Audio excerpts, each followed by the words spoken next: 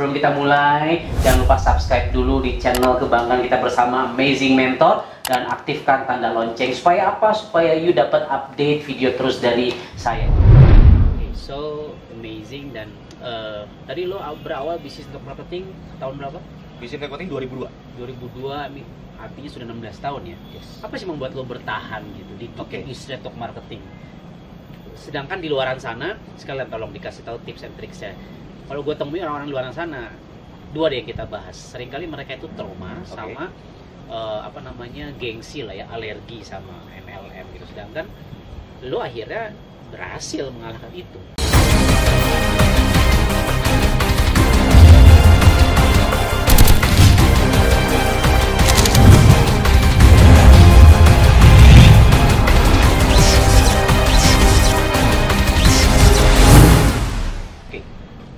Sebenarnya kita perlu tahu bahwa kita nggak pernah tahu sukses itu kita ada di mana, keberhasilan kita ada di mana. Misteri lah ya. Yes, itu sebuah misteri.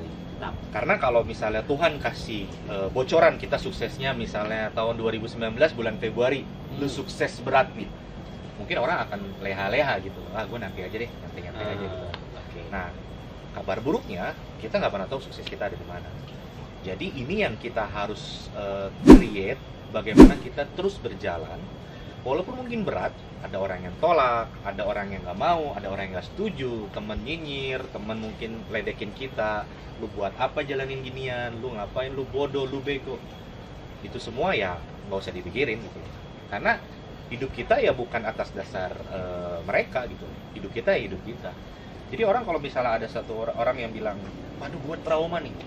Trauma kalau bisa bikin lu sukses sih nggak apa-apa. Trauma bareng-bareng ya? Trauma bareng-bareng aja kita jemaahkan gitu. Tapi kan trauma ini karena nggak bisa bikin kita punya masa depan yang baik ya, terus buat apa kita jadi trauma? Yang lebih baik adalah kita belajar dari pengalaman. Kalau misal ada sesuatu yang nggak baik ya kita evaluasi untuk jadi lebih baik. Jadi soal trauma ini menurut gue sih nggak penting gitu. Karena trauma ini hanya membuat orang jadi semakin terpuruk. Karena bicara trauma kan bicara masa lalu, bicara ya, masa lalu artinya kan. Seperti kita ngendarain mobil, kita tahu ya trauma kan masa lalu. Masa lalu itu cukup hanya ditengok sebagai satu patokan bahwa kita supaya tidak terjadi seperti masa lalu. Kaca spion kan.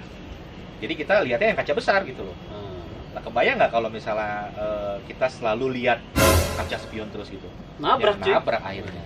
Jadi kesimpulannya adalah trauma itu tidak bisa membuat Anda punya masa depan yang baik. So, nggak usah dipikirin trauma. Tuh, catet. Trauma nggak bikin lu berubah. Yes. Trauma nggak bikin lu kaya. Yes. Jadi, move on aja gitu loh. Ingat bahwa Tuhan sebenarnya udah kasih kita sesuatu yang luar biasa untuk hidup kita ke depan, untuk perubahan hidup kita ya. Cuma masalahnya kita mau atau enggak gitu. Bukan bisa atau enggak ya. Yes, ya setuju kan? gua. Mau atau enggak gitu. Mau apa kagak?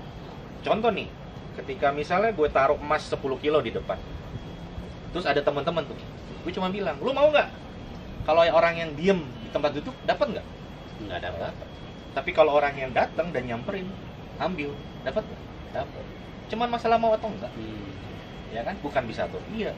Kalau bisa atau tidak, semuanya bisa kok jalan ke depan. Karena skill kan bisa dipelajari, Yes. tapi keinginan dari dalam, Betul. mau atau enggak, oke. Karena bicara teknik, bicara teknis, bicara skill, itu cuma bicara 5%. Oh. 95% kita bicara attitude, kita bicara soal mental, kita bicara soal diri kita.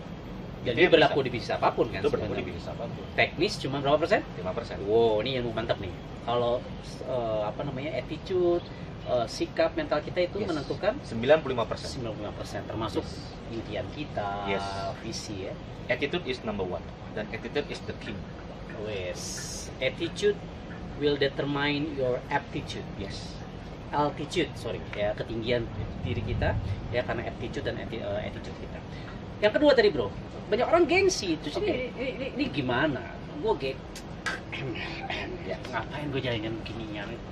Itu gimana sih kalau orang bertanya seperti itu? Kita bicara gengsi sebenarnya tinggal kita melihat dari sudut pandang yang mana kan. Menarik. Justru kalau kita jalankan bisnis ini, kita harus jauhi gengsi. Justru kalau kita jalankan bisnis yang seperti yang salah satunya saya jalankan, bisnis energi, pada akhirnya di satu titik ketika hidup saya berubah, hidup saya malah jadi lebih bergengsi gitu.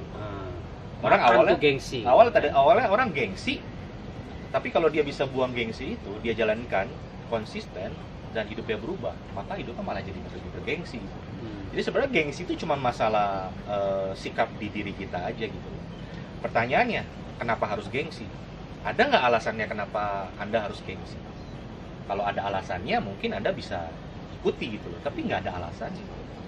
Yang ada adalah justru kita harus maju ke depan, dan gengsi nggak membuat hidupmu jadi lebih baik juga gitu.